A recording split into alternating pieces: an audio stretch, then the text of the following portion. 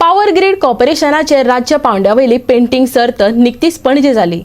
तातूंतल्या जैतिवंतांक इनामां भेटोवपाचो सुवाळो कोलवाच्या पॉवर ग्रीडात जालो।